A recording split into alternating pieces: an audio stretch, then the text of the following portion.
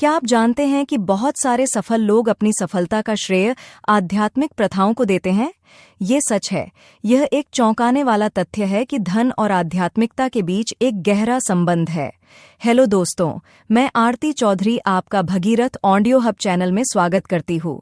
आइए इस audio book को शुरू करते हैं। आज के इस वीडियो में हम बात करेंगे कि कैसे आध्यात्मिक ज्ञान आपकी छिपी हुई धन के रहस्यों को खोल सकता है और आपकी वित्तीय भलाई को बेहतर बना सकता है।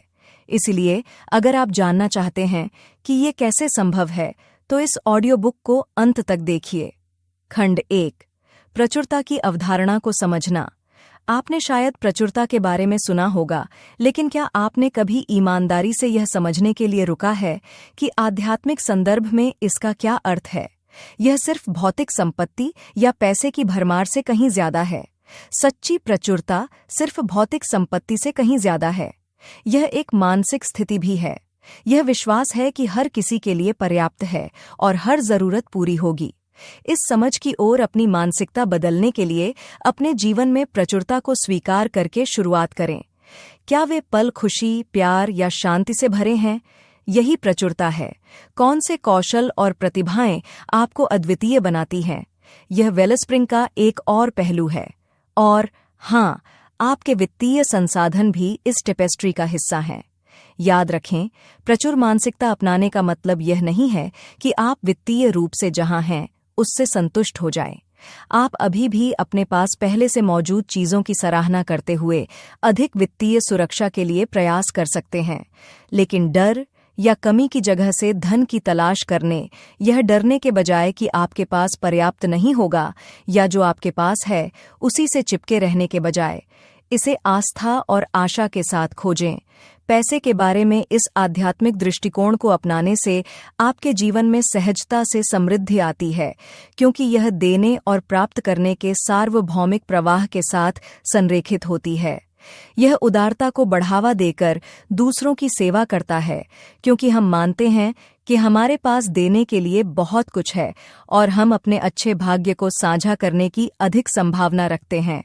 जैसा कि हम समृद्धि के आध्यात्मिक महत्व के बारे में अपने अगले खंड में इस विषय पर गहराई से चर्चा करेंगे, याद रखें, पैसा केवल वस्तुओं के लिए मुद्रा विनिमय नहीं है। यह एक गहरा प्रतीकात्मक मूल्य रखता है जो जीवन के प्रति हमारे आंतरिक विश्वासों और दृष्टिकोणों को दर्शाता है। खंड 2, समृद्धि का आध्यात्मिक महत्व। मानो या न मानो, धन संचय करना स्वर्गदूतों की एक सेना को इकट्ठा करने जैसा है। प्रत्येक डॉलर का नोट एक पंख वाला दूत है जो आपको समृद्धि के दिव्य सार के करीब लाने के लिए भेजा गया है।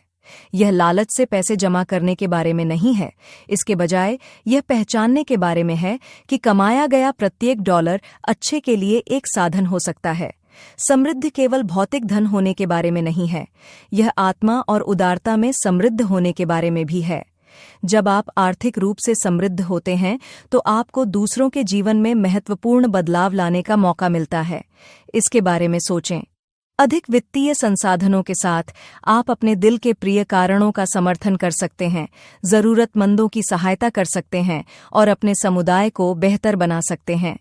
समृद्ध होने से आपको न केवल आराम से रहने की आजादी मिलती है, बल्कि बिना किसी बाधा के दूसरों की सेवा करने की भी आजादी मिलती है। यहाँ आध्यात्मिक महत्व धन अर्जित करने और उस धन का उपयोग करने के तरीके में निहित है।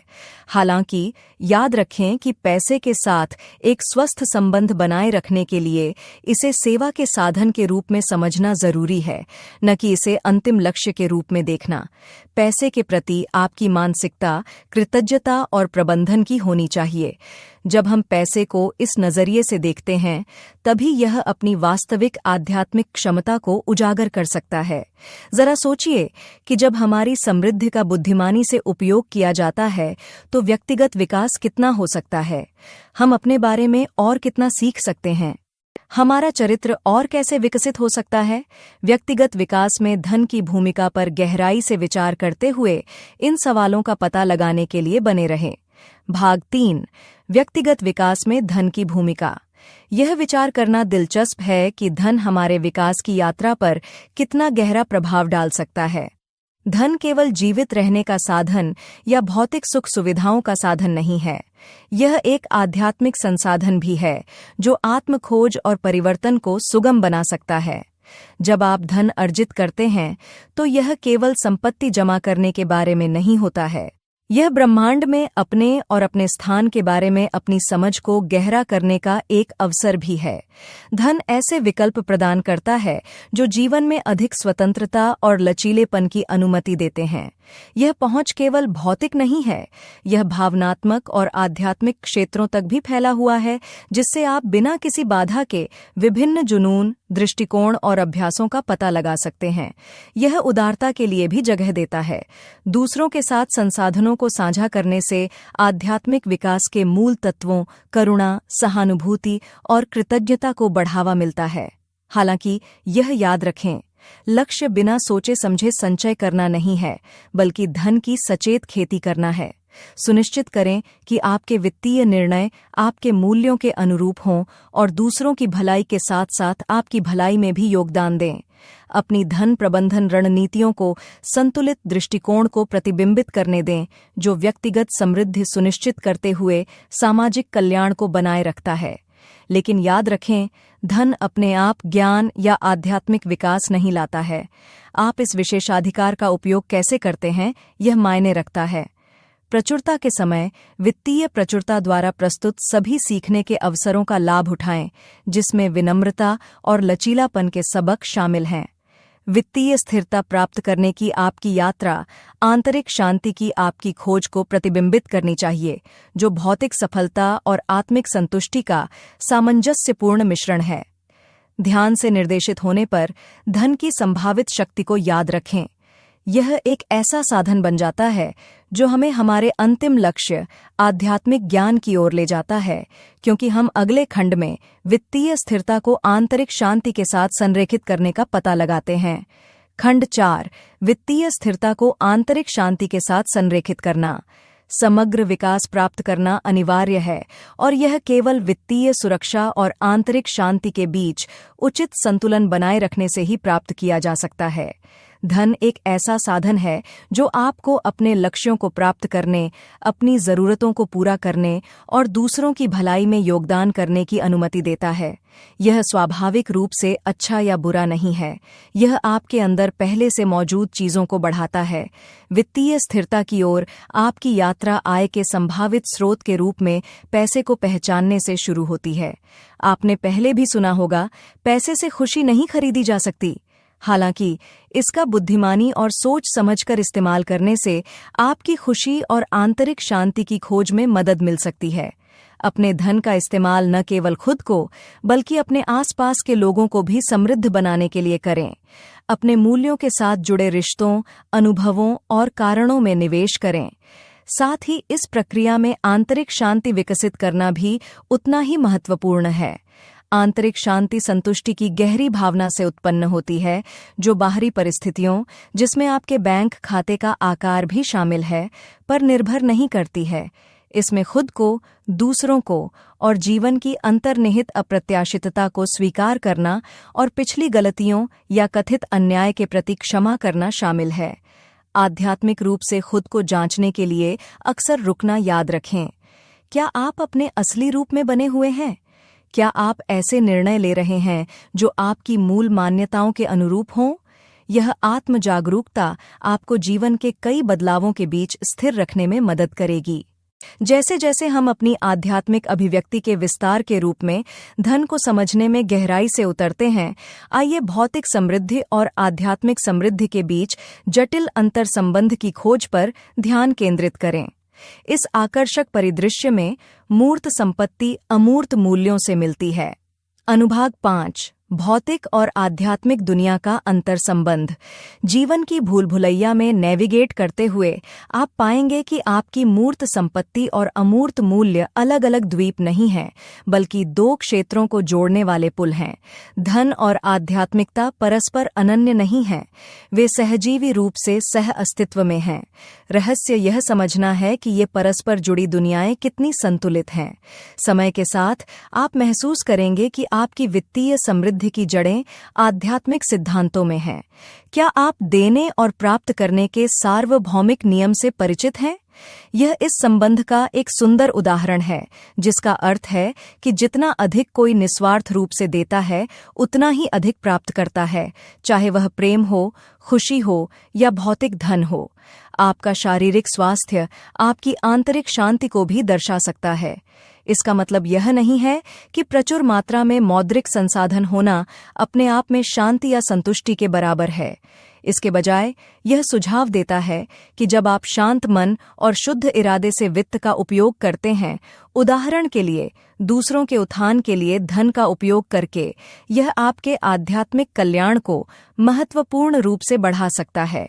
इसके अलावा खर्च करने की आदतों के प्रति सचेत रहना भौतिक और आध्यात्मिक वास्तविकताओं का सम्मान करने का एक और तरीका है। जब आप ऐसे अनुभवों या सेवाओं में निवेश करते हैं जो विकास, सकारात्मकता और दूसरों की सेवा को सुविधाजनक बनाते हैं, बजाय इसके कि आप केवल व्यक्तिगत संतुष्टि के लिए अनावश्यक संपत्ति जमा करें, आप अपने आर्थिक विकल्पों को उच्च मूल्यों के साथ जोड़ते हैं। पहचानें कि आपकी संपत्ति केवल अकाउंट स्टेटमेंट पर संख्याओं के बारे में नहीं है, यह उन संख्याओं की अच्छाई का भी एक कार्य है। इस प्रकार समृद्धि को केवल वित्तीय प्रचुरता से परिभाषित नहीं किया जाता है, बल्कि इसमें दूसरों के प्रति आत्मा की उदारता और दयालु कार्य भी शामिल है। हमारा अगला सत्र यह जांच करेगा कि मौद्रिक संख्याओं से परे वास्तविक धन क्या है। अनुभाग 6, समृद्धि की अवधारणा को फिर से परिभाषित करना। आप एक ताज़ा यात्रा शुरू करने वाले हैं, जो अमीर होने का मतलब फिर से परिभाषित करती है। और यहाँ किकर है, ये सिर्फ एक मोटा बटुआ होने के बारे में नहीं है। सच्ची समृद्धि भौतिक संपदा से परे है और आध्यात्मिक समृद्धि पर ध्यान केंद्रित करते हुए आपकी आत्मा की गहराई में उतरती है। यह उन मूल्यों पर विचार करता है जो आपको दूसरों की उदारता और पूरे दिल से सेवा करने के लिए सशक्त बनाते हैं। इस प्रतिमान बदलाव में पैसा सिर्फ एक साधन के बजाय खुशी और संतुष्टि का साधन बन जाता है। इस दृष्टिकोण से आपके वित्तीय संसाधन रिश्तों को पोषित करने, आपके दिल के करीब के कारणों का समर्थन करने और दुनिया भर में सकारात्मकता फैलाने के साधन बन जाते हैं। यह दृष्टिकोण आध्यात्मिक सिद्धांत के साथ संरेखित होता है कि देना उतना ही पुरस्कृत है जितना कि प्राप्त करना, यदि उससे ज्यादा नहीं। तो आप इस तरह की समृद्धि कैसे विकसित करते हैं? अपने कार्यों को क्षणभंगुर इच्छाओं के बजाय उद्देश्य से प्रेरित लक्ष्यों के साथ संरेखित करके। आप पाएंगे कि जब आप स्वार्थ से पहले सेवा को प्राथमिकता देते हैं, तो वित्तीय समृद्धि स्वाभाविक रूप से आती है, लेकिन यह मन की शांति और अमूल्य संतुष्टि भी लाती है।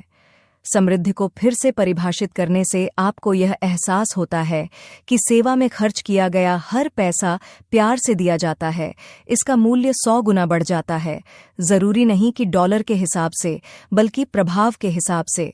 यह आपको सिखाता है कि पैसा न तो अच्छा है और न ही बुरा, यह केवल ऊर्जा है जो हमारे इरादों और कार्यों को दर्शाती है।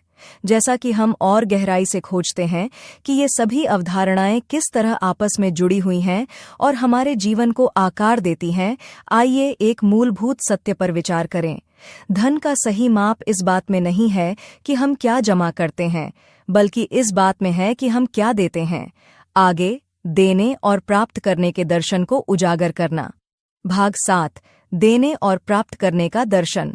जीवन के इस नृत्य में देना और प्राप्त करना 2 भागीदार हैं जो एक सतत वॉल्ट्स में जुड़े हुए हैं, जहां प्रत्येक आंदोलन बहुतायत की लय को प्रतिध्वनित करता है।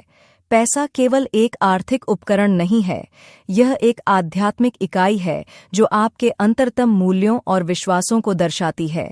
जब आप उदारता से देते हैं, तो आप खुद को बहुतायत और समृद्धि के सार्वभौमिक सिद्धांत के साथ जोड़ते हैं। यह आपके संसाधनों को खत्म करने के बारे में नहीं है, यह उस ऊर्जा को साझा करने के बारे में है जो जीवन को प्रवाहित रखती है। आपने शायद अनुभव किया होगा कि कैसे देने से आप खुशी और संतुष्टि से भर सकते हैं। यह केवल मनोवैज्ञानिक नहीं है, यह आध्यात्मिक भी है। जब आप अपने दिल से, यहाँ तक कि आर्थिक रूप से भी साझा करते हैं, तो आप दुनिया में दिव्य ऊर्जा प्रवाहित करते हैं। और अंदाजा लगाइए क्या, ब्रह्मांड इस उदारता का जवाब आपके जीवन में और अधिक प्रचुरता लाकर देता है। इस नृत्य में प्राप्त करना भी उतना ही महत्वपूर्ण है। लोगों को अक्सर गलत अभिमान या अयोग्यता के कारण उपहार स्वीकार करने में मदद की आवश्यकता होती है। याद रखें कि दूसरों की पेशकश को विनम्रतापूर्वक स्वीकार करके आप उन्हें देने की खुशी का अनुभव करने देते हैं। जब धन का उपयोग अच्छे के लिए एक साधन के रूप में किया जाता है, जिसे उन लोगों को प्रदान किया जाता है जिन्हें इसकी सबसे अधिक आवश्यकता होती है, या प्रेम और करुणा से जुड़े कारणों में निवेश किया जाता है, तो यह आध्यात्मिक हो जाता है। तब वित्त का प्रबंधन धन संचय करने के बारे में कम और विकास को पोषित करने के बारे में अधिक हो जाता है। यह समझ पैसे के साथ हमारे रिश्ते को भय या लालच के बजाय सम्मान और श्रद्धा में बदल देती है। आप पाएंगे कि इस कला में महारत हासिल करने से न केवल वित्तीय स्वतंत्रता मिलती है, बल्कि आध्यात्मिक स्वतंत्रता की ओर भी मार्ग प्रशस्त होता है, जो किसी भी भौतिक धन से परे एक अमूल्य खजाना है। धारा 8, वित्तीय स्वतंत्रता और आध्यात्मिक स्वतंत्रता। वित्तीय स्वतंत्रता प्राप्त करना आपको केवल आर्थिक चिंता की बाधाओं से मुक्त नहीं करता है, यह गहन आध्यात्मिक स्वतंत्रता का अनुभव करने की दिशा में एक कदम है। यह विचार शुरू में विरोधाभासी लग सकता है, लेकिन इस पर विचार करें। जब वित्तीय चिंताएं आप पर बोझ नहीं बनती हैं, तो आपका दिमाग व्यक्तिगत विकास और दूसरों की सेवा जैसे उच्च लक्ष्यों पर ध्यान केंद्रित कर सकता है। अंतिम लक्ष्य के बजाय पैसे को एक साधन के रूप में समझना परिवर्तनकारी हो सकता है। यह उदारता अपने समुदाय को वापस देने या उन कारणों का समर्थन करने के अवसर खोलता है जो आपके लिए बहुत मायने रखते हैं। अधिक कमाने और प्राप्त करने में व्यस्त होने के बजाय आप अपने धन का सार्थक तरीकों से उपयोग कर सकते हैं, जो आपके मूल्यों के अनुरूप हों और लोगों के जीवन में खुशी लाएं। याद रखें, सच्ची समृद्धि केवल बैंक में पर्याप्त धन होने के बारे में नहीं है। यह प्रेम, अच्छे स्वास्थ्य और आंतरिक शांति से भरा एक पूर्ण जीवन जीने के बारे में भी है। जब हम अपनी भौतिक संपदा और आध्यात्मिक कल्याण के बीच परस्पर संबंध को समझते हैं, तो हम अपने संसाधनों के बेहतर प्रबंधक बन जाते हैं। इसलिए इस बात की चिंता करने के बजाय कि आपके पास कितना पैसा है या नहीं है, इस बात पर विचार करना शुरू करें कि आप अपने जीवन और अपने आसपास के अन्य लोगों के जीवन को समृद्ध बनाने के लिए जो कुछ भी आपके पास है, उसका उपयोग कैसे कर सकते हैं। हर वित्तीय निर्णय को केवल एक लेन देन के रूप में न देखें, बल्कि जो आपको दिया गया है उसके लिए आभार व्यक्त करने और उन आशीर्वादों को दूसरों के साथ साझा करने के अवसर के रूप में देखें। जैसे जैसे हम मौद्रिक लेन देन के अधिक गहन निहितार्थों को समझते हैं, आइए देखें कि प्रत्येक लेन देन अपनी ऊर्जा कैसे वहन करता है, प्रत्येक वित्तीय बातचीत को संभावित अर्थ और उद्देश्य से भरे मुठभेड़ में बदल देता है। धारा 9, वित्तीय लेन देन में ऊर्जा विनिमय। वित्तीय स्वतंत्रता और आध्यात्मिक स्वतंत्रता के बीच संबंध का पता लगाने के बाद आइए गहराई से जानें। इस पर विचार करें। आपके द्वारा किया जाने वाला प्रत्येक वित्तीय लेन देन ऊर्जा का विनिमय है। हाँ, आपने सही सुना है। पैसा सिर्फ कागज या स्क्रीन पर अंक नहीं है, यह आपके समय, प्रयास और मूल्य का ऊर्जावान प्रतिनिधित्व है। एक पल के लिए इसके बारे में सोचें। आप जो पैसा कमाते हैं, वह आपके काम में निवेश की गई ऊर्जा के सीधे आनुपातिक है। शारीरिक श्रम, बौद्धिक कौशल या भावनात्मक प्रतिबद्धता। समाज में आपका योगदान जितना अधिक मूल्यवान होगा, आपको उतना ही अधिक वित्तीय रूप से मुआवजा मिलेगा।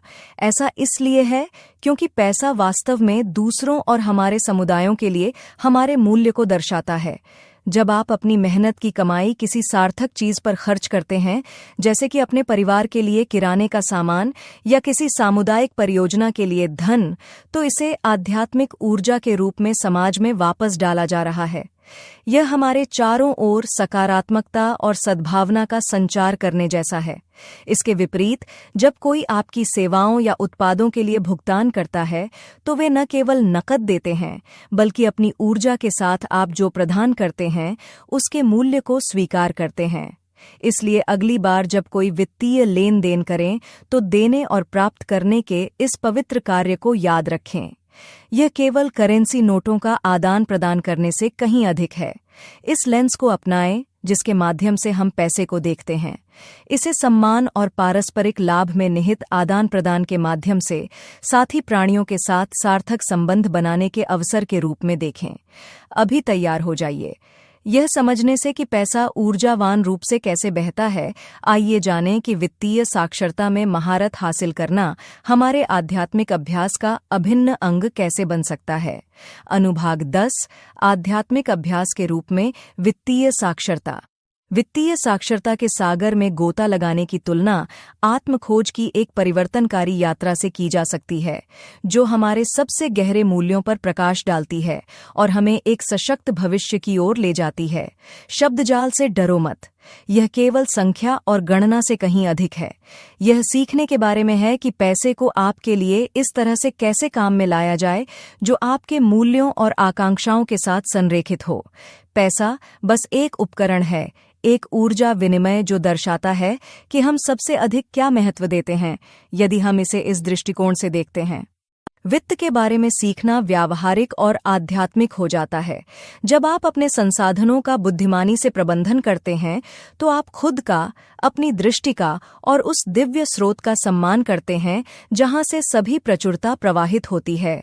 आध्यात्मिक अभ्यास के रूप में वित्तीय साक्षरता में यह पहचानना शामिल है कि हर वित्तीय निर्णय नैतिक है। चाहे आप यह तय कर रहे हों कि कहाँ निवेश करना है या दान में कितना दान करना है, ये निर्णय दर्शाते हैं कि आप अपने मूल में कौन हैं। अपनी वित्तीय रणनीति में आध्यात्मिकता को शामिल करके आप धन अर्जित कर सकते हैं और मन की शांति पा सकते हैं, यह जानते हुए कि भय या लालच के बजाय गहन सिद्धांत आपके कार्यों को संचालित करते हैं। आप धन के लिए उसके भौतिक मूल्य से परे प्रशंसा विकसित करते हैं। यह प्रेम, स्वतंत्रता और सेवा का प्रतीक बन जाता है, जो भी आपकी आत्मा के साथ प्रतिध्वनित होता है। जैसा कि हम आध्यात्मिक ऊर्जा विनिमय तंत्र के रूप में धन का पता लगाते हैं, हम धन के प्रति सकारात्मक मानसिकता विकसित करने में तल्लीन होंगे, बिना अमीर बनने, त्वरित योजनाओं या अन्य शॉर्टकट का सहारा लिए, आत्मिक इरादे से रहित। याद रखें, धन का मतलब केवल बहुत सारा पैसा होना नहीं है, यह जीवन के सभी क्षेत्रों में समृद्धि को मूर्त रूप देने के बारे में है। अनुभाग 11 धन के प्रति सकारात्मक मानसिकता विकसित करना। सच्ची समृद्धि के सार को अपनाने के लिए सिर्फ एक मोटी बैंक बैलेंस की जरूरत नहीं होती। इसके लिए नजरिए में बदलाव की जरूरत होती है, एक आंतरिक कायापलट जो जीवन के प्रति आपके नजरिए को बदल देता है।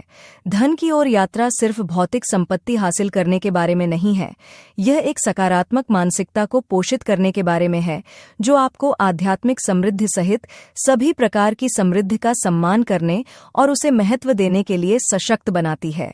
यहाँ मुख्य बात यह समझना है कि पैसे में हर चीज की तरह ऊर्जा होती है। अपने शुद्धतम रूप में पैसा न तो अच्छा है और न ही बुरा, यह सिर्फ वस्तुओं और सेवाओं के लिए एक विनिमय माध्यम है। इसके साथ आपका रिश्ता आपके विश्वासों, मूल्यों और खुद के प्रति और अपने आसपास की दुनिया के प्रति आपके दृष्टिकोण को दर्शाता है। अगर आप धन को पाप या अध्यात्महीन मानते हैं, तो ऐसी नकारात्मकता आपकी वित्तीय स्थिति को प्रभावित करेगी। इसके विपरीत, अच्छे काम करने के लिए पैसे को एक साधन के रूप में पहचानना आपको सीमित मान्यताओं से मुक्त कर सकता है और समृद्धि के नए रास्ते खोल सकता है। समाज में सकारात्मक योगदान देने, योग्य कारणों को निधि देने या कम भाग्यशाली लोगों की मदद करने के लिए पैसे की क्षमता की सराहना करके आप खुद को एक उच्च उद्देश्य के साथ जोड़ते हैं। इसका मतलब यह नहीं है कि आप धन संचय के प्रति जुनूनी हो जाएं, बल्कि इसके बजाय अपने रास्ते में आने वाले हर आशीर्वाद के प्रति कृतज्ञता का रवैया अपनाएं, चाहे वह मौद्रिक हो या अन्यथा, और इन संसाधनों का बुद्धिमानी से दूसरों की सेवा करने के लिए उपयोग करें। जैसे जैसे हम वित्तीय आध्यात्मिकता की इस खोज में आगे बढ़ते हैं, आइए हम सभी व्यवसायों की अंतर्निहित योग्यता पर विचार करें। हमें यह पहचानना चाहिए कि हमारा काम न केवल हमारे व्यक्तिगत विकास में योगदान देता है, बल्कि मूर्त तरीकों से प्रेम और करुणा व्यक्त करने का एक माध्यम भी है, जो काम के आध्यात्मिक मूल्य को समझने का एक महत्वपूर्ण पहलू है। धारा 12 काम के आध्यात्मिक मूल्य को पहचानना। जिस तरह आप धन के प्रति सकारात्मक मानसिकता विकसित करना सीख रहे हैं, उसी तरह काम के आध्यात्मिक मूल्य को पहचानना भी उतना ही महत्वपूर्ण है। यह अवधारणा आपकी नौकरी को केवल आय के साधन के रूप में देखने के बारे में नहीं है, बल्कि आपके प्रयासों के पीछे अधिक गहन महत्व और उद्देश्य को समझने के बारे में है। काम हमारी प्रतिभाओं और क्षमताओं को व्यक्त करने के लिए एक आउटलेट के रूप में कार्य करता है। यह केवल बिलों का भुगतान करने या भविष्य के प्रयासों के लिए बचत करने के बारे में नहीं है। आपका काम सेवा का एक कार्य है जो दुनिया में अलग अलग तरीकों से योगदान देता है, उत्पाद बनाता है, सेवाएं प्रदान करता है, समस्याओं का समाधान करता है या यहाँ तक कि किसी और का दिन भी उज्ज्वल बनाता है। इस प्रकाश में, इस दृष्टिकोण से देखे जाने पर हर तरह का काम आध्यात्मिक हो जाता है। आपके द्वारा पूरा किया गया प्रत्येक कार्य केवल एक काम नहीं है, यह ब्रह्मांड की भव्य रचना में एक योगदान है। जब आप इस बड़ी कथा में अपनी भूमिका को अपनाते हैं, तो आपका श्रम आत्म अभिव्यक्ति और पूर्ति के साधन में बदल जाता है। पैसा एक उपोत्पाद बन जाता है, ठोस सबूत कि आप अपने जीवन के उद्देश्य को सफलतापूर्वक पूरा कर रहे हैं। और जब इस मानसिकता के साथ कमाया जाता है, तो पैसे को आध्यात्मिक रूप से भरी हुई ऊर्जा के रूप में देखा जा सकता है। कड़ी मेहनत करना और अच्छा करना अपने और मानवता के लिए प्यार का कार्य बन जाता है। इसलिए सभी प्रकार के कामों में निहित आध्यात्मिक सार को ध्यान में रखना याद रखें। ऐसा करने से पैसे के साथ एक स्वस्थ संबंध विकसित होता है। इसे वित्तीय और आध्यात्मिक पूंजी के रूप में देखा जाता है। जैसे जैसे हम वित्तीय ज्ञान की ओर बढ़ते हैं, आइए एक और महत्वपूर्ण सिद्धांत, आकर्षण के नियम और वित्तीय सफलता पर इसके प्रभाव का पता लगाएं। याद रखें कि समृद्धि बाहरी रूप से प्रकट होने से पहले भीतर से शुरू होती है। इसी तरह समझें कि बाहरी अभिव्यक्ति होने से पहले बहुतायत को आकर्षित करने के लिए आंतरिक संरेखण की आवश्यकता होती है। धारा 13, आकर्षण का नियम और वित्तीय सफलता। आप इस पर विश्वास नहीं कर सकते हैं, लेकिन आकर्षण का नियम आपकी वित्तीय सफलता में महत्वपूर्ण भूमिका निभाता है। यह सार्वभौमिक सिद्धांत बताता है कि ऊर्जा को आकर्षित करती है। दूसरे शब्दों में, आप जिस पर ध्यान केंद्रित करते हैं वह बढ़ता है। इसलिए यदि आप लगातार कमी और कर्ज के बारे में चिंता कर रहे हैं, तो यही वह है जो आप अपने जीवन में अधिक आकर्षित करेंगे। इसके विपरीत, बहुतायत और समृद्धि पर ध्यान केंद्रित करने से आपकी दुनिया में भी वही चीजें आती हैं। इस शक्तिशाली उपकरण को समझना पैसे के साथ आपके रिश्ते को संघर्ष और कमी से आसानी और बहुतायत में बदल सकता है। यह याद रखना महत्वपूर्ण है कि आकर्षण के नियम को लागू करना केवल सकारात्मक विचारों के बारे में सोचना नहीं है। इसके लिए वास्तविक विश्वास और आस्था और प्रभावशीलता की आवश्यकता होती है। आपको इस प्रक्रिया पर भरोसा करना चाहिए, भले ही परिस्थितियां निराशाजनक लगें। याद रखें, पैसा आध्यात्मिक मूल्य के साथ केवल एक ऊर्जा विनिमय है। जब आप इस दृष्टिकोण से पैसे को मूल्य के माप के बजाय सेवा के लिए एक उपकरण के रूप में देखते हैं, तो डर अपनी पकड़ ढीली कर देता है और कृतज्ञता के लिए जगह देता है। वित्तीय सफलता के लिए आकर्षण के नियम की शक्ति का उपयोग करने के लिए पैसे के बारे में अपनी मानसिकता को बदलना शुरू करें।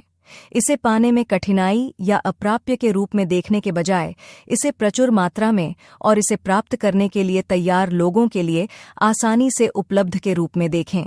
जैसा कि हम देखते हैं कि कैसे माइंडफुलनेस हमारे वित्तीय निर्णय लेने की प्रक्रियाओं को प्रभावित कर सकती है, इस पर विचार करें। इन सिद्धांतों को अपनाने से धन प्राप्ति और प्रबंधन पर नए दृष्टिकोण खुलते हैं, न कि केवल संख्या या संपत्ति के बजाय खुद के और दूसरों के लिए कल्याण को बढ़ाने के साधन के रूप में। धारा 14, वित्तीय निर्णय लेने में माइंडफुलनेस। जबकि आकर्षण का नियम वित्तीय सफलता के द्वार खोल सकता है, हमारे दैनिक मौद्रिक व्यवहार में माइंडफुलनेस का उपयोग करना महत्वपूर्ण है। आइए अब देखें कि कैसे पूरी तरह से मौजूद और जागरूक होने से आध्यात्मिक रूप से संरेखित वित्तीय निर्णय लिए जा सकते हैं। वित्त के बारे में माइंडफुलनेस में आपके द्वारा कमाए या खर्च किए गए प्रत्येक डॉलर का हिसाब रखने से कहीं अधिक शामिल है। इसमें यह समझना शामिल है कि आप पैसे से कैसे संबंधित हैं। जब आप वित्तीय निर्णय लेते हैं तो क्या आप डर या कमी से काम कर रहे होते हैं या आप प्रचुरता और कृतज्ञता की जगह से काम कर रहे होते हैं? याद रखें कि प्रत्येक निर्णय आध्यात्मिक विकास का अवसर है। बिना किसी निर्णय के पैसे के बारे में अपने विचारों और भावनाओं का निरीक्षण करके शुरुआत करें। ध्यान दें कि जब आप अपने वित्त के बारे में चिंतित या तनावग्रस्त महसूस करते हैं, लेकिन उन भावनाओं को अपने कार्यों को निर्धारित न करने दें। इसके बजाय रुकें और अपने आप को वर्तमान क्षण में वापस लाएं, जहां आपका नियंत्रण है। उपस्थिति की यह भावना आपको उन विकल्पों की ओर मार्गदर्शन करने में मदद करेगी जो आपकी भौतिक आवश्यकताओं और आध्यात्मिक मूल्यों के अनुरूप हों। सोच समझकर खर्च करना केवल कम खरीदने के बारे में नहीं है। यह ऐसी खरीदारी करने के बारे में है जो वास्तव में आपके जीवन में मूल्य जोड़ती है और दूसरों की सेवा करती है। इसका मतलब है उन कंपनियों में निवेश करना जिनका मिशन आपके मिशन से मेल खाता है, स्थानीय व्यवसायों का समर्थन करना या अपने दिल के करीब के कारणों के लिए दान करना। जैसे जैसे हम वित्तीय ज्ञान की ओर इस यात्रा को जारी रखते हैं, याद रखें कि गलत कदम उठाने की संभावना बनी रहती है। हम सभी इंसान हैं, लेकिन ये स्पष्ट असफलताएं भी मूल्यवान सबक देती हैं। वे हमें लचीलापन, विनम्रता और धैर्य सिखाती हैं, ऐसे गुण जो अंततः हमारे आध्यात्मिक विकास को किसी भी मूर्त धन से कहीं अधिक समृद्ध करते हैं। तो अब आइए ऐसी वित्तीय विफलताओं से प्राप्त कुछ शक्तिशाली अंतर्दृष्टि पर गौर करें। अनुभाग 15 वित्तीय विफलताओं से आध्यात्मिक सबक। वित्तीय असफलताएं दुनिया का अंत होने से कहीं दूर अक्सर गहन शिक्षक के रूप में काम कर सकती हैं, जो हमें अमूल्य जीवन के सबक प्रदान करती हैं, जो हमारी आत्म जागरूकता और व्यक्तिगत विकास को गहरा करती हैं। वित्तीय असफलताओं से सीखे गए आध्यात्मिक सबक बहुत बड़े हैं और पैसे के बारे में आपके दृष्टिकोण को नया रूप देने की क्षमता रखते हैं। जब आप आर्थिक रूप से लड़खड़ा जाते हैं तो यह याद रखना महत्वपूर्ण है कि यह झटका आपको परिभाषित नहीं करता है। आपकी मूल पहचान आपके बैंक खाते की शेष राशि के बजाय यह निर्धारित करती है कि आप कितने मूल्यवान हैं। यह क्षण आत्मचिंतन और वास्तव में क्या मायने रखता है, इसकी खोज का अवसर है। प्यार, करुणा, दया और दूसरों की सेवा। वित्तीय असफलताएं अलगाव की गहरी समझ को जगा सकती हैं। दूसरे शब्दों में, हम पहचानते हैं कि धन जीवन जीने का एक साधन है, न कि लक्ष्य। यह हमारे पास जो है उसकी सराहना करने के बारे में है, न कि हमारे पास जो कमी है उस पर ध्यान देने के बारे में। यह रवैया कृतज्ञता को बढ़ावा देता है, जो बेहतर मनोवैज्ञानिक स्वास्थ्य और खुशी से जुड़ा है। इसके अलावा वित्तीय दुर्घटनाएं हमें लचीलापन और दृढ़ता सिखाती हैं। वे हमें याद दिलाते हैं कि अगर हम अपनी गलतियों से सीखने और भविष्य में बेहतर निर्णय लेने के लिए तैयार हैं, तो हर विफलता सफलता की ओर एक कदम है। इन संघर्षों के माध्यम से विनम्रता भी आती है।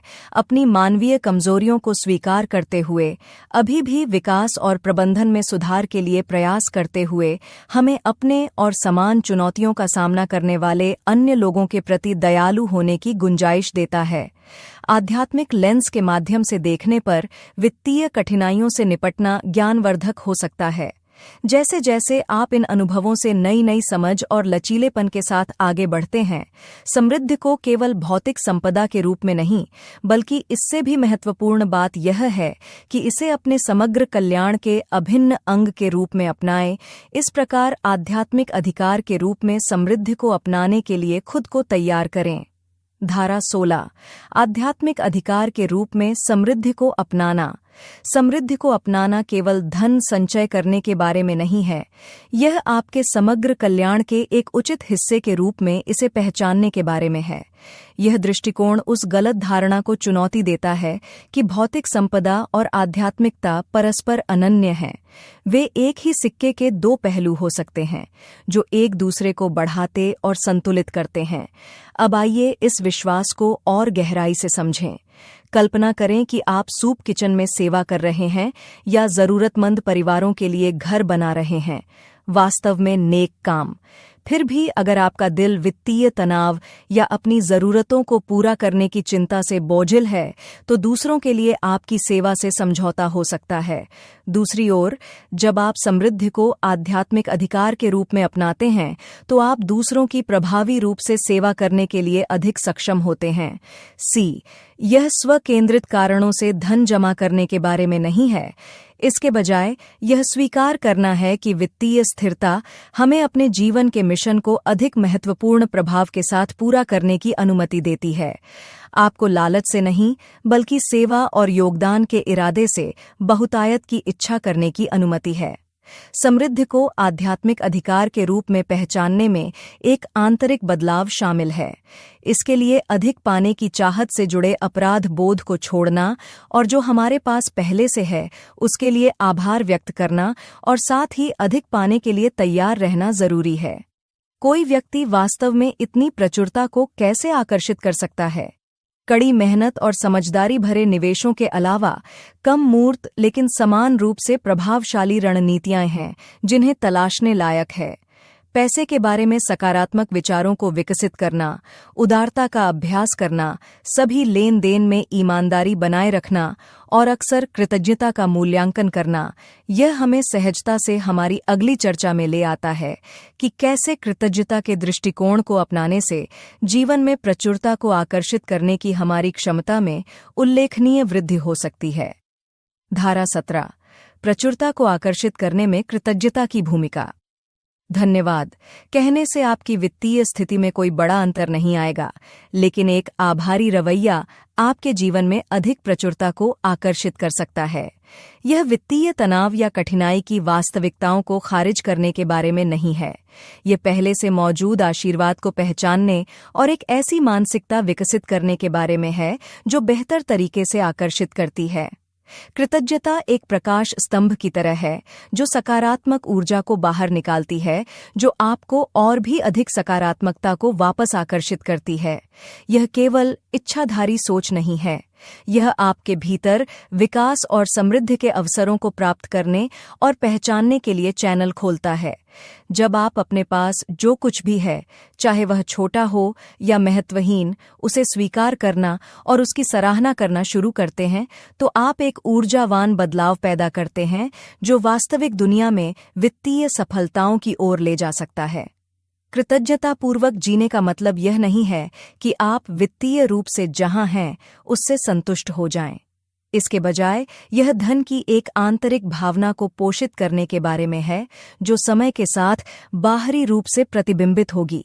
आपके पास उपलब्ध संसाधनों, नेटवर्क, कौशल या रिश्तों के लिए आभार व्यक्त करके आप अधिक प्रचुरता पैदा करने के लिए उनके मूल्य और क्षमता की पुष्टि कर रहे हैं। इसे आध्यात्मिक चक्रवृद्धि ब्याज के रूप में सोचें। जितना अधिक वास्तविक आभार व्यक्त किया जाता है, निवेश पर उतना ही अधिक रिटर्न मिलता है, क्योंकि आभार अच्छाई को वैसे ही बढ़ाता है जैसे चक्रवृद्धि ब्याज पैसे को बढ़ाता है। यह केवल सैद्धांतिक नहीं है, यह गहन आध्यात्मिक सत्य में निहित व्यावहारिक ज्ञान है। तो क्यों न इसे आजमाया जाए। सड़क पर पड़े पैसों से लेकर बिलों का भुगतान करने तक हर चीज की सराहना करने के लिए रोजाना कुछ पल निकालकर शुरुआत करें। क्या यह सेवाओं के होने का संकेत है? आध्यात्मिक धन सृजन की इस यात्रा में गहराई से देखने पर आइए एक और शक्तिशाली सिद्धांत, उदारता और दान देने का पता लगाएं, जो आगे चलकर प्रचुरता को अनलॉक करने का एक शक्तिशाली तरीका है। धारा 18। उदारता और दान देने की शक्ति। अक्सर कहा जाता है कि देना प्राप्त करने से बेहतर है, और जब बहुतायत को आकर्षित करने की बात आती है तो यह सदियों पुरानी कहावत पहले से कहीं ज्यादा सटीक होती है। आप देखिए, उदारता केवल दूसरों की मदद करने के बारे में नहीं है, यह हमारे आध्यात्मिक और वित्तीय विकास में भी महत्वपूर्ण भूमिका निभाती है। बदले में कुछ पाने की उम्मीद किए बिना स्वतंत्र रूप से देना देने और प्राप्त करने के सार्वभौमिक नियम के अनुरूप है। यह नियम बताता है कि आप जो भी ऊर्जा के साथ देते हैं, चाहे वह प्यार हो, दया हो या पैसा, वह किसी न किसी तरह से आपके पास जरूर लौटेगा। इसलिए उदार होने से आप न केवल किसी और की आर्थिक मदद कर रहे हैं, बल्कि आध्यात्मिक दृष्टिकोण से आप एक ऊर्जा प्रवाह भी स्थापित कर रहे हैं जो आपके जीवन में और अधिक धन आकर्षित कर सकता है। इस प्रवाह को और भी आगे बढ़ाने के तरीके के रूप में दान देने पर विचार करें। दान देने से हम अपना पैसा उस जगह लगा सकते हैं जहां हमारा दिल है और ब्रह्मांड को दिखाते हैं कि हम किस पर भरोसा करते हैं। सभी के लिए पर्याप्त प्रचुरता है। दयालुता और करुणा के ऐसे कार्यों के माध्यम से हम सभी के लिए समृद्धि में अपने विश्वास की पुष्टि करते हैं। हालांकि याद रखें कि सच्ची उदारता दूसरों की मदद करने की वास्तविक इच्छा से उत्पन्न होती है, न कि इसे स्वयं लाभ के लिए एक रणनीति के रूप में उपयोग करने से। इसलिए दें क्योंकि यह अच्छा और सही लगता है, इसलिए नहीं कि आप कुछ वापस चाहते हैं। जैसे जैसे हम पैसे के आध्यात्मिक पहलू को समझने की दिशा में इस यात्रा को जारी रखते हैं, आइए आपके निपटान में एक और शक्तिशाली उपकरण का पता लगाएं। विजुअलाइजेशन तकनीकों के माध्यम से धन प्रकट करना। अपने दिमाग की शक्ति का उपयोग करने से पैसे के साथ आपका रिश्ता और भी बेहतर हो सकता है और आपके जीवन में और भी अधिक प्रचुरता आ सकती है। धारा 19। विजुअलाइजेशन तकनीकों के माध्यम से धन प्रकट करना। अपने दिमाग की शक्ति का उपयोग करने से ऐसे मुकाम हासिल करने के दरवाजे खुल सकते हैं जिनके बारे में आपने कभी सोचा भी नहीं होगा। विजुअलाइजेशन तकनीकों के जरिए धन को प्रकट करना एक परिवर्तनकारी यात्रा है। कल्पना करें कि अगर आपके पास पर्याप्त वित्तीय संसाधन हों, अपनी और दूसरों की ज़रूरतों को पूरा करने की आज़ादी हो और आपको अगले वेतन की चिंता न करनी पड़े, तो कैसा लगेगा? यह सिर्फ इच्छाधारी सोच नहीं है, यह एक सशक्त अभ्यास है जो पैसे की आध्यात्मिक प्रकृति को दर्शाता है। पैसा ऊर्जा है और जब आप अपनी मानसिकता को अभाव से बहुतायत में बदलते हैं, तो यह ऊर्जा आपके जीवन में अधिक स्वतंत्र रूप से प्रवाहित होती है। विजुअलाइजेशन इस बदलाव को प्रकट करने के लिए एक शक्तिशाली उपकरण है। अपने आप को बहुतायत में रहते हुए, दूसरों की उदारता से सेवा करते हुए, समझदारी से निवेश करते हुए और वित्तीय स्वतंत्रता का अनुभव करते हुए देखें। अपनी हड्डियों में हर विवरण को महसूस करें, वापस देने की खुशी, सुरक्षा से मिलने वाली शांति, यहाँ तक कि अपने हाथों में पैसे की बनावट भी। यह लालच या भौतिकवाद के बारे में नहीं है, यह आपके और दूसरों के जीवन में सकारात्मक बदलाव के लिए पैसे को एक उपकरण के रूप में पहचानने के बारे में है। जैसे जैसे आप समृद्धि की इस छवि के साथ सहज होते जाते हैं और रोजाना इसके सार को अपनाते हैं, आप स्वाभाविक रूप से धन को अपनी ओर आकर्षित करेंगे। धन विजुअलाइजेशन व्यक्तिगत समृद्धि बनाने और साझा समृद्धि की भावना को बढ़ावा देने के बारे में है। यह हमें एक ऐसी दुनिया की कल्पना करने के लिए आमंत्रित करता है जहां हर कोई वित्तीय स्थिरता का आनंद लेता है और सफलता पाने का समान मौका रखता है। जैसे जैसे हम आध्यात्मिक दृष्टिकोण से पैसे के साथ अपने रिश्ते को समझने में गहराई से उतरते हैं, आइए जानें कि हम इससे जुड़े किसी भी डर या अपराध बोध को कैसे दूर कर सकते हैं। भावनाएं अक्सर पिछले अनुभवों या सामाजिक कंडीशनिंग में निहित होती हैं, भरपूर जीवन जीने का मार्ग प्रशस्त करके। धारा 20। पैसे से जुड़े डर और अपराध बोध पर काबू पाना। हम में से कई लोग धन के इर्द गिर्द गहरी बैठी नकारात्मक भावनाओं से जूझते हैं, जैसे अनुभवी नाविक समुद्र में अथक तूफानों से जूझते हैं। अमेरिकन साइकोलॉजिकल एसोसिएशन द्वारा हाल ही में किए गए एक अध्ययन से पता चला है कि लगभग 72% अमेरिकियों ने पिछले महीने वित्त के बारे में तनाव महसूस करने की सूचना दी। यह चौंका देने वाला आंकड़ा डर और अपराध बोध के अशांत जल में नेविगेट करने वाले अनगिनत व्यक्तियों को स्पष्ट रूप से दर्शाता है। उनके जहाज सामाजिक अपेक्षाओं और पिछले अनुभवों के भार के नीचे लगभग पलट जाते हैं। ये भावनाएं अक्सर एक अचेतन विश्वास प्रणाली से उत्पन्न होती हैं, जो हमारे मानस में गहराई से निहित होती हैं। यह पैसे को बुराई से जोड़ता है या समृद्धि को लालच के प्रतीक के रूप में देखता है। यह याद रखना बहुत जरूरी है कि पैसा अपने आप में अच्छा या बुरा नहीं होता। यह बस एक ऊर्जा विनिमय है, एक ऐसा साधन जो हमें जीवन को और भी बेहतर तरीके से जीने में मदद करता है। जब आप इस दृष्टिकोण से धन को देखते हैं, तो इससे जुड़े किसी भी अपराध या भय को दूर करना आसान हो जाता है। इन बाधाओं को दूर करने और अपनी वित्तीय इच्छाओं को अपने आध्यात्मिक मूल्यों के साथ संरेखित करने के लिए धन के बारे में अपने डर और अपराध को स्वीकार करके शुरू करें। फिर ध्यान, पुष्टि या अन्य आध्यात्मिक अभ्यासों के माध्यम से इन मान्यताओं को फिर से तैयार करने पर काम करें जो आपके साथ प्रतिध्वनित होते हैं। ये अभ्यास आपकी मानसिकता को कमी से बहुतायत में बदलने में मदद कर सकते हैं, जिससे आप दूसरों की सेवा करने की अपनी इच्छा से समझौता किए बिना धन प्रकट कर सकते हैं। जैसा कि हम धन की आध्यात्मिकता को समझने की दिशा में इस यात्रा को जारी रखते हैं, आइए इस बात पर गहराई से विचार करें कि हमारे कार्य हमारे वित्तीय कल्याण और आध्यात्मिक विकास को कैसे प्रभावित करते हैं। धन के कर्म संबंधी निहितार्थों की खोज में आपका स्वागत है। धारा 21, धन के कर्म संबंधी निहितार्थ। कृपया एक पल के लिए खुद को एक शांत झील में पत्थर फेंकते हुए और उनके प्रारंभिक प्रभाव से कहीं अधिक लहरें पैदा करते हुए कल्पना करें। यह उसी तरह है जैसे हमारे कार्य, विशेष रूप से धन के संबंध में, हमारी परिस्थितियों को प्रभावित कर सकते हैं और हमारे कर्म संबंधी भाग्य को आकार दे सकते हैं। हम जो भी निर्णय लेते हैं, खर्च किया गया या बचाया गया हर डॉलर एक आध्यात्मिक निहितार्थ रखता है जो समय और स्थान के माध्यम से प्रतिध्वनित होता है। कर्म में सिर्फ क्रिया प्रतिक्रिया गतिशीलता ही शामिल नहीं है, इसमें हमारे विकल्पों से जुड़ी जिम्मेदारी को समझना शामिल है। जब पैसे की बात आती है तो हमें इस बात पर विचार करना चाहिए कि इसका अधिग्रहण और उपयोग दूसरों पर कैसे प्रभाव डालता है। क्या हम ईमानदारी से कमा रहे हैं? क्या हम धन का उपयोग ऐसे तरीकों से कर रहे हैं जो मानवता को ऊपर उठाए?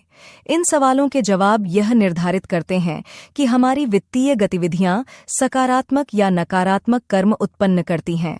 अब आइए परोपकार पर विचार करें, बदले में कुछ भी उम्मीद किए बिना देना। यह हमारे सामाजिक दायित्वों को पूरा करते हुए सकारात्मक कर्म रिटर्न सुनिश्चित करने का एक तरीका है। समृद्धि को साझा करके हम जीवन को समृद्ध करते हैं, और यह केवल मौद्रिक दान के बारे में नहीं है। समय, विशेषज्ञता या संसाधनों की पेशकश करना भी उतना ही मूल्यवान हो सकता है। पैसा न तो स्वाभाविक रूप से अच्छा है और न ही बुरा। यह केवल एक ऊर्जावान उपकरण है जो हमारे इरादों और मूल्यों को दर्शाता है। इसलिए अपने वित्तीय लक्ष्यों को आध्यात्मिक सिद्धांतों के साथ जोड़ना पैसे के साथ एक सामंजस्यपूर्ण संबंध सुनिश्चित करता है, जो हमारे कर्म पदचिह्न में सकारात्मक योगदान देता है। यह याद रखना महत्वपूर्ण है कि हम केवल भौतिक दुनिया में रहने वाले भौतिक प्राणी नहीं हैं, बल्कि आध्यात्मिक संस्थाएं हैं जो मानव जीवन का अनुभव कर रही हैं। परिणाम स्वरूप धन का बुद्धिमानी से प्रबंधन करना हमारी आध्यात्मिक यात्रा का हिस्सा है, जो समग्र कल्याण के लिए एक अनदेखा पहलू है। जैसे जैसे हम इस प्रबुद्ध दृष्टिकोण से धन को समझने में आगे बढ़ते हैं, आइए जानें कि व्यक्तिगत विश्वास बिना एहसास के किसी व्यक्ति की वित्तीय स्थिति को कैसे महत्वपूर्ण रूप से प्रभावित करते हैं। अनुभाग 22, वित्तीय स्थिति पर व्यक्तिगत विश्वासों का प्रभाव। हमारी मान्यताएं एक अदृश्य कठपुतली की तरह हैं, जो हमारे जीवन के हर पहलू, विशेष रूप से हमारी वित्तीय स्थिति को नियंत्रित करने वाले तार खींचती है। यह वास्तविक समय में चल रहे किसी ब्रह्मांडीय नाटक से कम नहीं है। धन के बारे में आपकी धारणा आपके अवचेतन में गहराई से समाहित है और कमाई, खर्च और बचत के प्रति आपके दृष्टिकोण के माध्यम से प्रकट होती है। यदि आप मानते हैं कि धन आपके जैसे किसी व्यक्ति के लिए बुरा या अप्राप्य है, तो ब्रह्मांड इन विचारों के साथ संरेखित होगा। आपकी आध्यात्मिक मान्यताएं इस बात को प्रभावित करती हैं कि आप धन से कैसे संबंधित हैं। जब आप मानते हैं कि प्रचुरता आपका दैवीय अधिकार है, तो धन केवल भौतिक संपत्ति जमा करने के साधन के बजाय सेवा का एक साधन बन जाता है। यह धन संचय करने के बारे में नहीं है, यह आपके उपलब्ध संसाधनों का उपयोग करके सकारात्मक बदलाव को सुविधाजनक बनाने के बारे में है। कृतज्ञता आपकी वित्तीय वास्तविकता को आकार देने और आपने जो कुछ भी शुरू किया है उसके लिए आभारी होने में महत्वपूर्ण भूमिका निभाती है। आकर्षण का नियम आपके जीवन में अधिक समृद्धि लाता है। छोटे छोटे आशीर्वादों को पहचानना प्रचुरता के दृष्टिकोण को विकसित करने में मदद करता है, जो वित्त सहित जीवन के सभी पहलुओं में बहता है। मानो या न मानो, पैसे के मामलों में क्षमा का एक तत्व भी शामिल है। पिछली वित्तीय गलतियों के लिए खुद को माफ करने से नए अवसरों और आगे बढ़ने के लिए बेहतर निर्णयों के लिए जगह खुलती है। मौद्रिक मुद्दों से निपटने के दौरान खुद के प्रति प्रेम और करुणा विकसित करना किसी के वित्तीय स्वास्थ्य में महत्वपूर्ण बदलाव ला सकता है। याद रखें, पैसा खुशी का पीछा करता है, डर या नाराजगी का नहीं। जैसा कि हम आध्यात्मिक दृष्टिकोण से पैसे के साथ अपने रिश्ते को समझने में गहराई से उतरते हैं, आइए हम एक और समान रूप से महत्वपूर्ण पहलू पर ध्यान केंद्रित करें: धन संचय करते समय नैतिक विचार। अनुभाग 23। धन संचय में नैतिक विचार। धन के मार्ग पर चलना केवल संख्याओं के बारे में नहीं है, यह इस बात पर भी विचार करने के बारे में है कि हम उस संपत्ति को कैसे इकट्ठा करना चुनते हैं। यह केवल बैलेंस शीट और निवेश पोर्टफोलियो का मामला नहीं है, यह नैतिक जिम्मेदारी और आध्यात्मिक चेतना के लेंस के माध्यम से आपकी वित्तीय यात्रा को देखने के बारे में है। जब आप आर्थिक समृद्धि के लिए प्रयास करते हैं, तो विचार करें कि क्या आपके पैसे कमाने के साधन किसी तरह दूसरों की सेवा करते हैं। क्या आप समाज में सकारात्मक योगदान दे रहे हैं या केवल व्यक्तिगत लाभ के लिए खामियों का फायदा उठा रहे हैं। यह याद रखना महत्वपूर्ण है कि जबकि धन आराम और सुरक्षा प्रदान कर सकता है, इसके अधिग्रहण से आपके मूल्यों से समझौता नहीं होना चाहिए या दूसरों को नुकसान नहीं पहुंचाना चाहिए। निष्पक्ष व्यापार सिद्धांतों के आसपास बने व्यवसायों पर विचार करें। वे इस बात का सकारात्मक प्रमाण हैं कि लाभ नैतिकता की कीमत पर नहीं आना चाहिए। आप उन लोगों की तुलना में कम कमा सकते हैं जो कोनों में कटौती करते हैं, लेकिन आपको यह जानकर बेहतर नींद आएगी कि आपने ईमानदारी और मानवता के प्रति सम्मान के साथ पैसा कमाया है। याद रखें, ब्रह्मांड उन लोगों को पुरस्कृत करता है जो प्रेम और सेवा के स्थान से काम करते हैं। धन को इस दुनिया में अच्छा करने के अवसर के रूप में देखा जाना चाहिए। अपने संसाधनों का बुद्धिमानी से उपयोग करें, उन्हें समुदायों में वापस निवेश करें, अपने दिल के करीब के कारणों का समर्थन करें या कम भाग्यशाली लोगों की मदद करें। धन में ऊर्जा होती है। सुनिश्चित करें कि आपका कंपन दयालुता, करुणा और उदारता के साथ संरेखित आवृत्ति पर हो। इस मार्ग पर आगे बढ़ने के लिए इस बात पर चिंतन करना आवश्यक है कि वास्तविक धन का क्या अर्थ है। भौतिक प्रचुरता और आध्यात्मिक समृद्धि दृष्टिकोण में यह बदलाव हमें वित्तीय सफलता को समग्र रूप से देखने में सक्षम बनाता है, जिससे धन के साथ एक स्वस्थ संबंध विकसित होता है और साथ ही वित्तीय स्वतंत्रता की ओर आध्यात्मिक विकास होता है। धारा 24। वित्तीय स्वतंत्रता की ओर आध्यात्मिक यात्रा। वित्तीय स्वतंत्रता की ओर यात्रा शुरू करते हुए आप पाएंगे कि यह केवल मूर्त धन के बारे में नहीं है। यह आत्म खोज और व्यक्तिगत विकास की एक गहन यात्रा है। यह आपके पास जो कुछ भी है उसके लिए कृतज्ञता विकसित करने और धन के साथ अपने रिश्ते की समझ विकसित करने के बारे में है। आप समृद्धि के अंतर्निहित आध्यात्मिक सिद्धांतों की खोज करेंगे। इनमें प्रचुरता, यह एहसास करना कि सभी के लिए पर्याप्त है, और उदारता, बदले की उम्मीद किए बिना देने की खुशी को समझना जैसी अवधारणाएं शामिल हो सकती हैं। आप ईश्वरीय प्रावधान पर भरोसा करना भी सीखेंगे, यह महसूस करते हुए कि जब आप दूसरों की सेवा के लिए अपने दिल को जोड़ते हैं तो संसाधन प्रवाहित होते हैं। वित्तीय स्वतंत्रता केवल बहुत सारा पैसा होना नहीं है, यह वित्तीय मामलों में शांति प्राप्त करने के बारे में है, ताकि वे आपके जीवन को नियंत्रित न करें। इसमें डर या लालच के बजाय अपने मूल्यों के आधार पर सचेत निर्णय लेना शामिल है। सोच समझकर खर्च करने जैसी प्रथाओं को लागू करने से पैसे के साथ आपके रिश्ते को तनाव से शांति में बदलने में मदद मिल सकती है।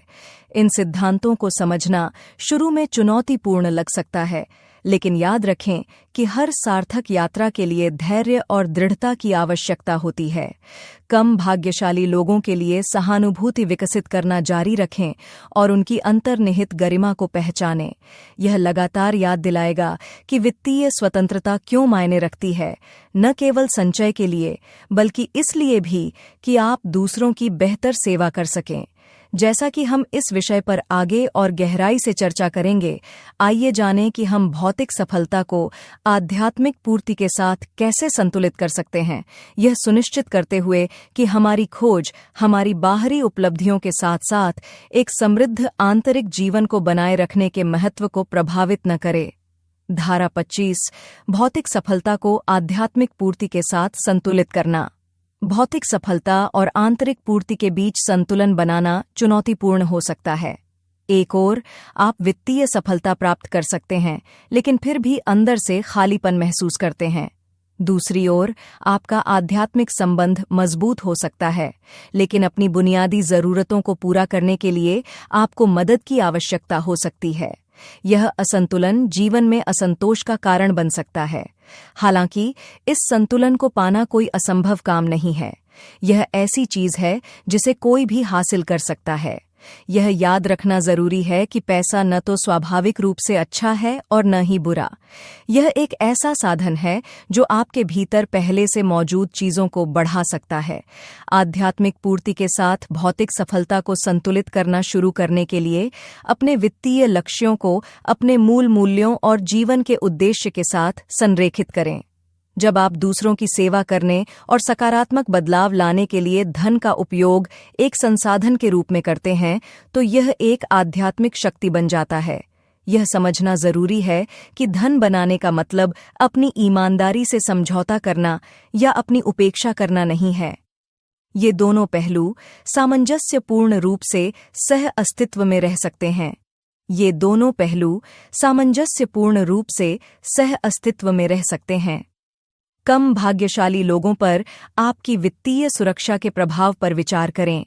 आपकी भौतिक सफलता उन लोगों के लिए शिक्षा, स्वास्थ्य सेवा और खाद्य सुरक्षा प्रदान करने के द्वार खोल सकती है, जिनके पास इन आवश्यकताओं तक पहुंच नहीं है। इस संतुलन को प्राप्त करने के लिए सावधानी और इरादे की आवश्यकता होती है। प्रत्येक निर्णय को अपने वित्तीय लक्ष्यों और आप किस आध्यात्मिक बनना चाहते हैं को प्रतिबिंबित करने दें। याद रखें कि सच्ची समृद्धि केवल अधिक होने के बारे में नहीं है, यह अधिक बनने के बारे में है। अंत में याद रखें, आपकी संपत्ति केवल आपके बैंक खाते में डॉलर के बारे में नहीं है, यह आपकी आंतरिक समृद्धि और विकास का प्रतिबिंब है। भौतिक सफलता को आध्यात्मिक पूर्णता पर हावी न होने दें। संतुलन महत्वपूर्ण है। एक सिक्के के दो पहलुओं की तरह वित्तीय स्थिरता और आंतरिक शांति एक दूसरे से जुड़ी हुई हैं, प्रत्येक एक दूसरे को प्रभावित करती हैं। अगर आपको इस ऑडियो बुक में दी गई जानकारी पसंद आई हो, तो कृपया अपने विचार हमें कमेंट्स में बताएं। और हाँ, हमारे अन्य वीडियो भी देखें, जहां हम और भी रोचक विषयों पर चर्चा करते हैं।